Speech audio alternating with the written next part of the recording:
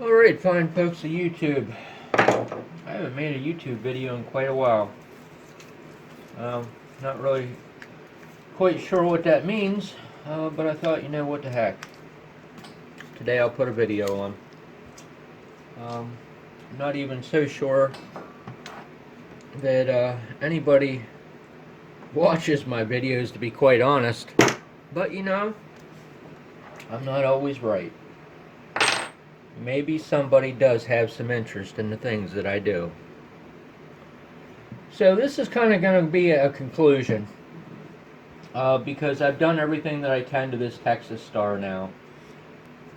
Kind of the background story is I used to be in radio many years ago. Not that this really matters, but just to let you know my perspective here.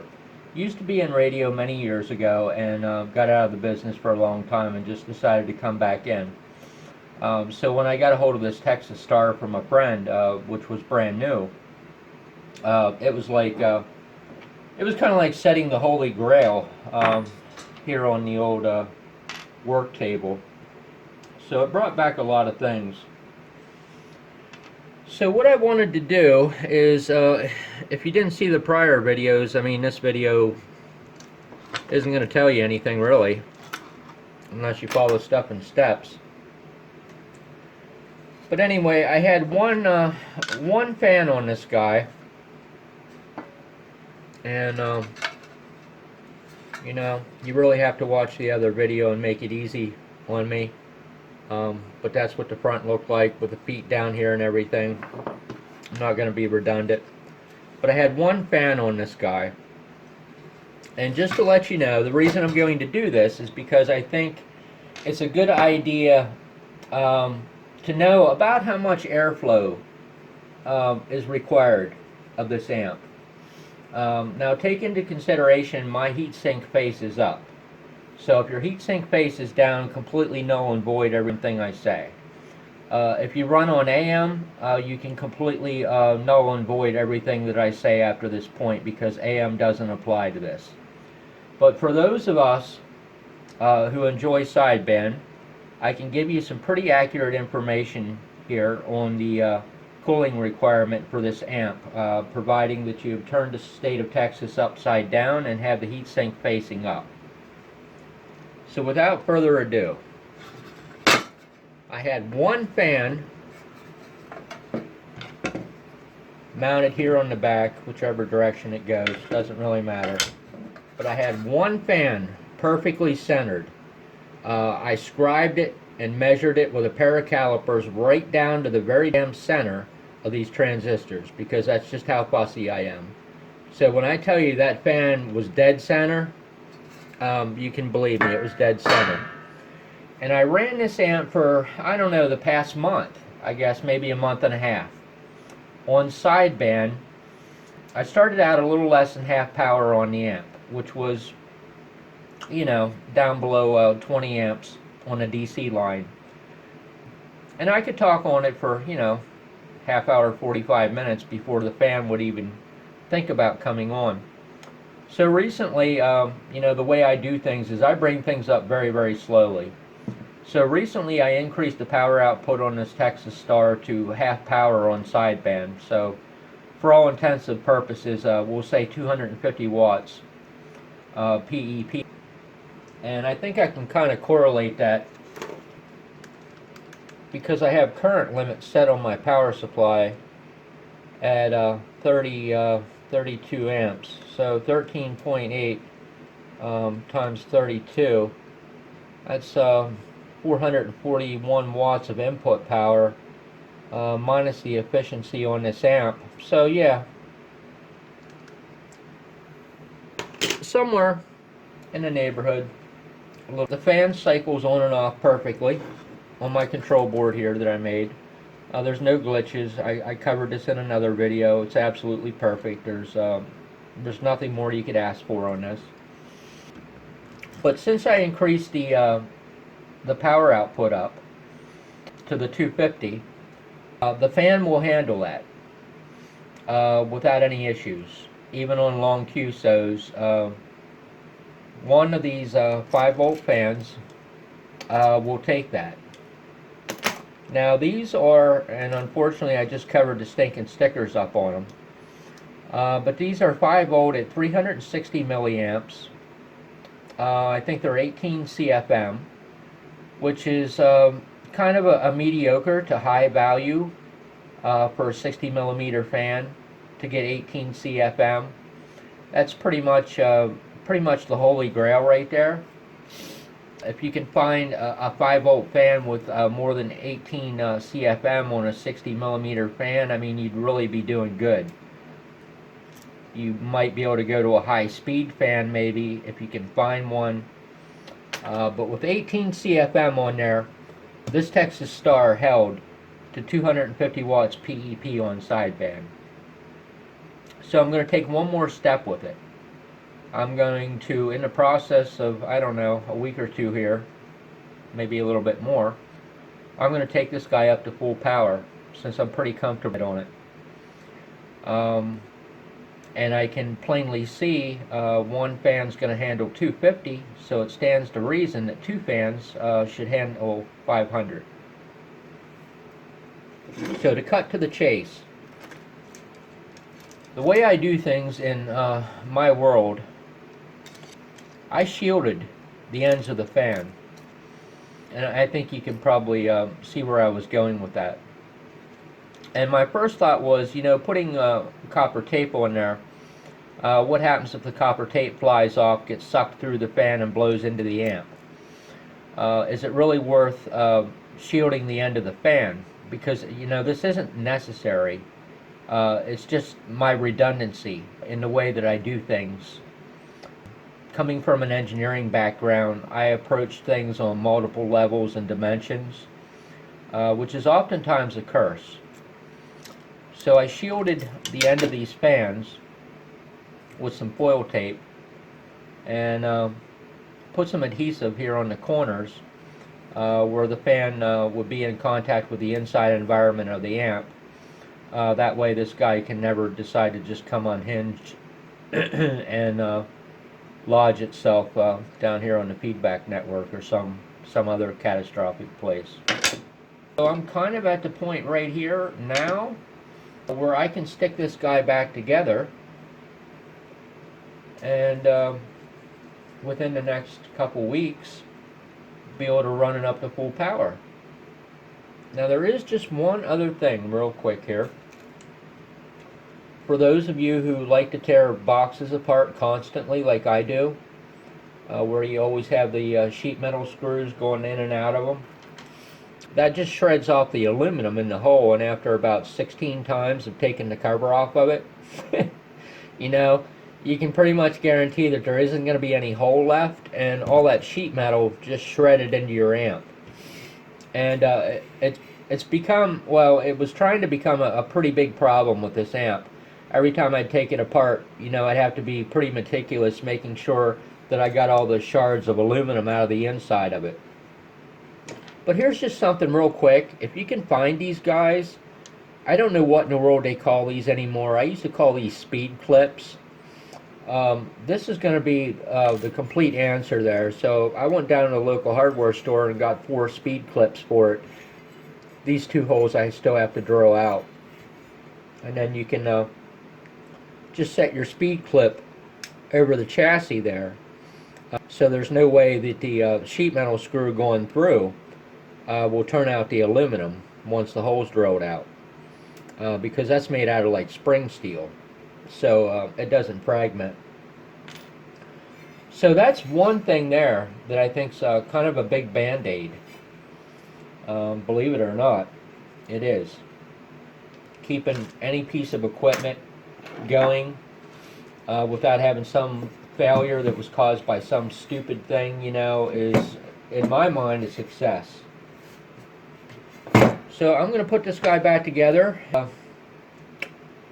go from there. So hang with me. One last thing, the only change I made was I changed this 2.2 ohm resistor here, and I'm pretty certain I posted the schematic for this board because you know, the way I do things, I just wouldn't have done anything otherwise. So I'm sure the schematic is on there somewhere. So the only thing I did to accommodate the second fan was change this dropping resistor. So I put two 4.7 2 watts in parallel, and that'll be good for dropping about 1.6 volts at 750 milliamps to run both of these fans. So if you got 13.8 volts coming in, you're going to drop by about 1.6 to the input of your voltage regulators and everything. So I just thought I'd throw that in. Thing I did too, which was extremely important, and I have one heck of a time with this because I can't figure out what that camera sees and what I see at the same time. But what I did, and I'm pretty sure I didn't come back and include this on my Texas Star video, was I put some thermal insulating foam over top of that thermistor. So I actually routed the bottom of this cube out and molded it so it fit perfectly right down over the top of that thermistor with as much distance to the sides as I possibly could. You know, you can see I ran into the board edge here. Ideally, there should have been more R value. Basically, I mean, to look at in those terms, this should have been, ideally, it should have been, came over to here. Because once you torque these fans on, believe it or not, that airflow is going to try everything that it can to hit this thermistor. And you don't want that to happen. You want that thermistor to be sunk down in the heat sink and to be completely isolated from the ambient incoming air that's blowing down on these boards from the fan. So like I said, I just cut that little cube out, and then over here where the hollowed out cavity was, I packed a little bit of fiberglass in there to keep the air from blowing onto the inside of the little igloo here. We'll call it the igloo. So that was a very important modification I made. So this goes back together pretty easy. There's really not awful much to it. There's some standoffs here that I honed down. Two of them are about 1/8 of an inch longer than the others. So the longer ones I used on the back here. So these go on the front. The longer feet, the taller feet, go up here on the front. Set the standoff on there. And get that guy lined up.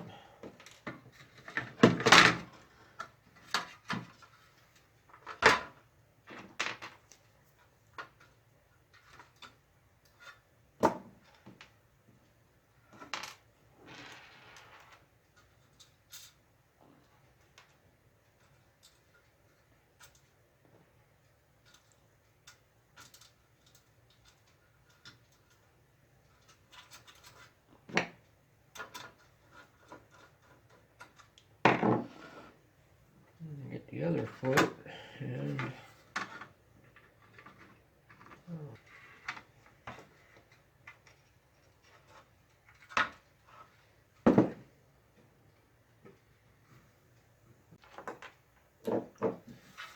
then the shorter ones go in the back.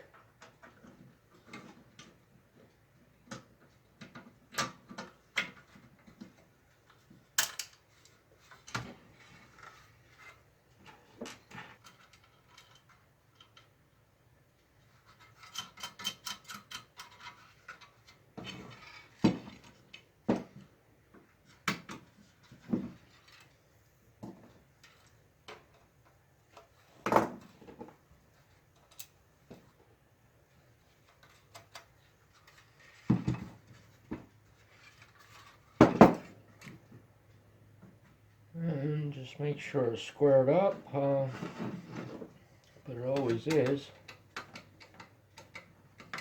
The nice thing about it is the rubber feet holds the screw heads from turning.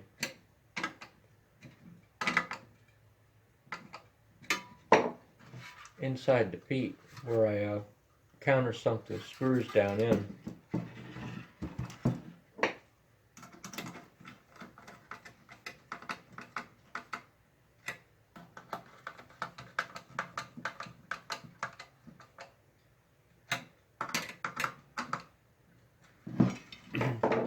Now I'm not going to Loctite them, because if I ever need to take it apart, you know, I have a bear of a time getting the Loctite out of the threads. But I did Loctite the fan ones down. So one last check to make sure I didn't do something stupid, because sometimes I do that. Both fans are going the same direction. Looks to be. That's always a good sign.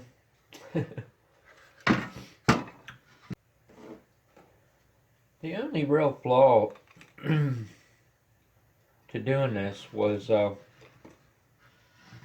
putting the cover back on. I couldn't find a 4-pin plug, so every time I take this bottom off for whatever reason, which has just been to basically do this to add the second fan, really. You know, I got to solder these back together, splice the wires, and heat shrink them, and then tie wrap them up and stuff, and then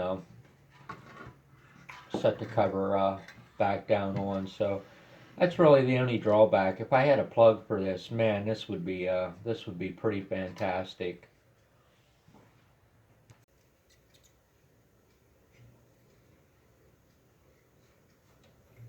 So then I just tack my wires back down to the supply bar.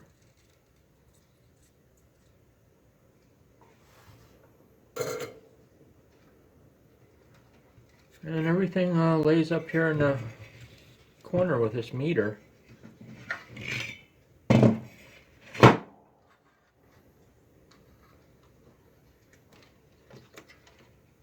Tucks in there pretty darn good. Everything tucks right under the top of the meter and lays in there real nice.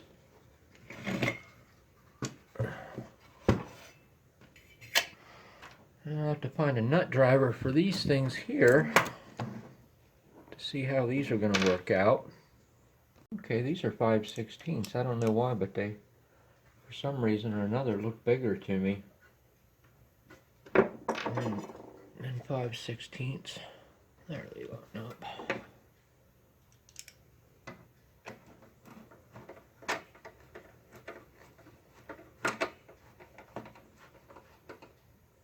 Oh my, those speed clips, that's super nice.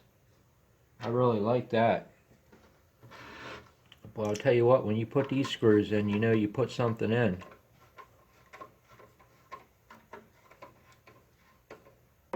Crazy torque to it.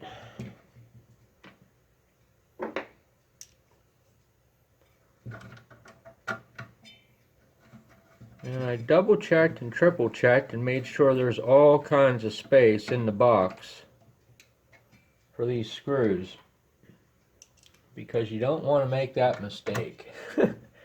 I can tell you that from personal experience. When you're dealing with electronics, putting them back together, it's real easy to miss the manufacturer slipping in a short screw on you, and when you put them all back together, you find out why 1 out of 6 screws was just a little bit shorter than the other. Had that happen to me on a Kenwood amplifier one time. Put the thing back together and turned it on and blew out a Zener diode and a bunch of other stuff. Good grief, I'll tell you what, this is the first time I ever messed with an Anderson connector, and let me tell you, it's been a real experience if you never messed with one, because you'll probably try to put it together the wrong way, at least the first time you do it, and then you might go to YouTube and watch somebody put it together and then do it right the second time like I did. But anyway, I just got to tell you, man, I just tried to clamp this thing together, and it took about everything I had to push these guys together. I don't even know what that's all about. You know, I was just about ready to tear these ferrites off there and go get a C-clamp and draw that sucker up. I mean, that is crazy. The only time I've ever worked with these Andersons in my whole entire life was working on forklifts. And the forklifts would use like 350 amp connectors on the batteries. So that's the extent of my Anderson knowledge. Just put this guy on today. Not sure. Hopefully it's going to work out. I guess these are rated at 50 amps. Don't know how that's going to be, but we'll see. Alright, man, you just never know where my videos are going to go. You really don't. That usually depends upon what I talk about. So anyway, I got this all back together, and let me just check and make sure it's still all right. Hello radio, 1 2 3 4, 1 2 3 4. Hello. Alrighty, it's still alright. But before I even go there, let me just tell you what happened. When I took this Texas Star apart, I also pulled this power supply out. I pulled this power supply out, and I don't know, I don't have any light back there. And let me just see if this little flashlight is probably semi-dead. Let me just try to, can't see it. Well, maybe there we can. Pull it out a little bit more. Gotta love the quality of this tripod, I'll tell you that. Pretty much figure out where that came from. So back there on the power supply bus bar, you can kind of see there's a clamped together ferrite choke, and you'll see that there's it's wound with number 10 magnet wire. Not that that matters. And then you see the power leads, the minus and the plus on the right hand side coming up through, and then the number 10 is crimped around that piece of 6 gauge wire. So what I ran into was this. Me being the person I am, I decided, you know, what the heck? Let's take some of these things that we bought from that place that you just really shouldn't buy stuff from and clamp these over that 6 gauge wire. You know, did I have any problems? No. But I guarantee I had a problem after I put these stinking things on there. This is what happened. I fired this thing up, and all of a sudden, I was getting all this stinking rattling. And I was like, for the love of God, what is rattling? You know, and of course I'm thinking worst case scenario. You know, something fell down inside the amp, and you know, I knew logically that didn't make sense because I'm so stinking meticulous. There's no way anything could have got in there. I mean, I suck everything out with a vacuum cleaner, basically. So I'm sitting here thinking about this, and I'm all stressed out. Oh my gosh, what did you just do? And I'm trying to figure out where this rattling is coming from. And it really sounds like it's coming from the amplifier. So I turned it off, flipped it off, futzed with it, turned it back on. Anyway, long story short, I'll give you the abridged version. I thought, is the chassis cover rattling? Is it vibrating from current or something? From the audio modulating, you know, the transistors? I mean, I'm grasping at straws here. What in the world is going on? So I torqued these things down and fired it back up, and the same thing again. I'm getting this stinking rattling. And I'm sitting here like a total idiot, trying to get a bearing on where this rattling is coming from. So after a while, it seemed like the rattling was coming from the bottom of the Lincoln. So I flipped the Lincoln over, and I'm talking into the mic, and I'm hearing this stinking rattling. And I was like, the last time I heard rattling like this, it was because metal was inside a speaker. You get metal fragments on a cone of a speaker, and that'll give you something like that. And that's certainly things that can happen, but the radio has never moved. So I was like, well, I got to rule that out.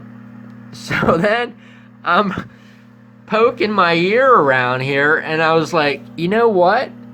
It's coming from the power supply.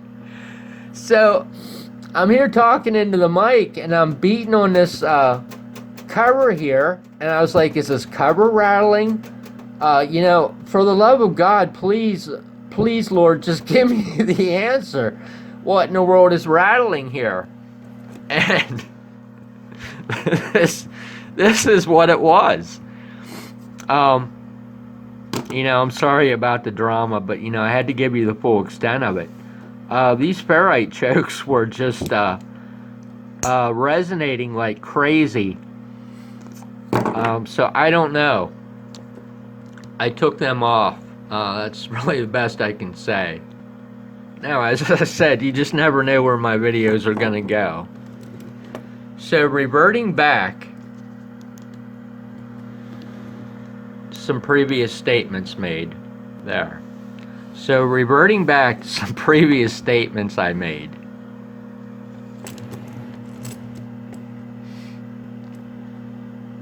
And I'm going to try not to use a four-letter word here, and I think I can get away with it. This is unrelated to the rattling. It's semi-related to the Texas Star. So I call these people and I say to them, hey, this power supply, when it hits 32 amps, is acting up. And this is a long drawn out story. It took me a while to get to this point.